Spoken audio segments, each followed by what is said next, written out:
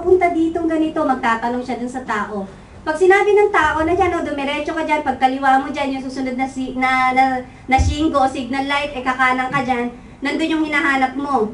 Pero napakasarap kapag pagtanungan mo, saan ako pupunta kasi nawawala ako, gusto kong pumunta doon, sasabihin sa'yo ng kasama mo, halika, sasamahan kita.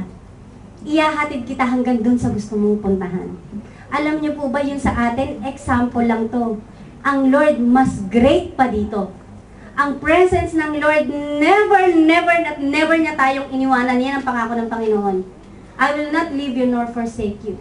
Hindi kita iiwanan. Ikaw ang lagi kong kasama. Minsan nga, ikaw ang nanghihiwan sa akin. Baka ganun pa yung sabihin sa atin ng Lord. Minsan nga, ikaw yung nagmamadali eh. Baka yung angel ng Lord, pagod na pagod kahahabol sa atin. Ano? Tayo pa yung nagmamadali, pero si Lord hindi tayo iiwanan.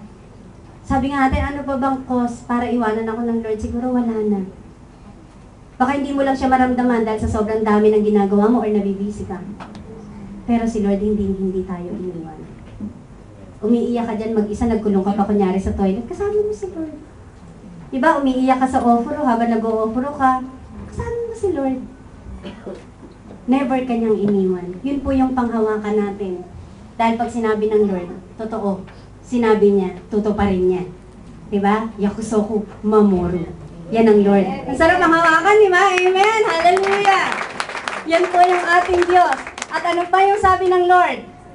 Yan. Kapag ang Lord, binigay niya sa atin ang ating presensya, sabi nga natin, God is a Spirit, right? Si Lord is Spirito, hindi mo naman siya siguro nakikita, pero nandyan siya.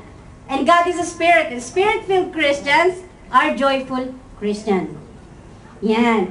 Kapag ang isang Kristiyano ay sinasabi nga na laging masasabing down, no? Hindi yung malungkot, ha? Yung laging sinasabing down. Ano ba ibig sabihin ng down? Abay, kahit na anong gawin mo, hindi mo yata ma-encourage. No. Hindi po yun ang sinasabing joyful Christian. A joyful Christian is kahit na anong pinagdadaanan niya, nandiyan. Yan po yung tignan nyo, hindi yung Christian na tawa ng tawa. No? Hindi yung Christian na ngiti ng ngiti, na peace ng peace. No? Yung Christian na kahit anong pinagdadaanan nandyan. Huwag nating tignan yung joyful sa happy. A Spirit-filled Christian is joyful Christian, and a Spirit-filled Christian are empowered to do God's work. Pag sinabi pong Spirit-filled Christian, ibig sabihin God-filled Christian. No? Yung laging kasama ang Lord. Yung laging alam ang presence ng Lord sa mga Kristiyano. Maniwala po kayo. Lahat ng gawain na ginagawa ng isang taong yan, makikita nyo ang Lord sa kanyang buhay. Kahit paano pa yan. Di po ba tignan natin yung ating katabi? No, ano nakita nyo? Spirit-filled, kayo naman, God-filled. Diba? Kailangan joyful Christian, and when you are a joyful Christian, kailangan empowered ka to do God's work. Ibig sabihin, yung power ng Lord, yung tsikara na ibinibigay sa'yo ng Lord, hindi lang yan para mag-emote, no? Dahil nakakapagod, hindi lang yan para magalit. Hindi lang yan para magtatawa. Hindi lang yan para magpakasaya. Ginagamit ang power na ibinigay ng Lord to do what? God's work. And that is a God-filled Christian. A Spirit-filled Christian. Di ba may nakikita ba kayong Kristiyano na talaga naman lahat na yata ng ministry gustong pasukan? Ano? Minsan gusto mo nang pigilan. Ano ba? Lahat na lang ba gusto mong pasukan? Kasi hindi niya alam kung saan niya gagamitin yung power na ibinigay sa kanya ng Panginoon. Mas nakakaingit yun kaysa sa walang ginagawa. Di ba?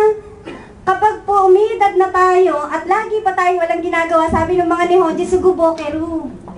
Oo, alam niyo yun, sugubokeru. Ibig sabihin, makikita niyo na lang ang sarili niyo, mas matanda pa kayo sa nanay niyo. Alam niyo, isa lang po masasabi ko sa inyo. Ano ang tawag dito, ang secret ng isang Kristiyanong bumabata? Maraming ginagawa. Amen! Baka sabihin niyo, kaya pala tumatanda si Sir dati kasi tinatamad. Minsan. Pero hindi lahat. Kailangan po, you have to do God's work. Alam niyo po, pag meron sa ating mahilig mag-emote, sabihan niyo sa katabi niyo, hima. Bakit? Nakakapag-isip pa mag-emote. May oras pa eh.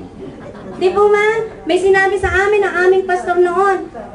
na ang Kristiyano daw, ang futso na tao o Ippanji na tinatawag, no? Ang Yasumi, Donichi, no? Ang Kristiyano, Donichi, Chibang Isongashi. Di ba? Andyan na lahat yung nag-uumpisa na nag-aagawan na yung Bible study pag Doyobi. Dahil kinabukasan, Yasumi. Pero ang Nichiyobi ng Kristiyano, Isongashi. Umaga pa lang. Kami, umaga kasi kami doon sa ating church sa Saitama. Abay, pwede akong matulog ng hanggang 11 pag Monday to Saturday. Pagdating ng Sunday, kailangan alas 7 gising na.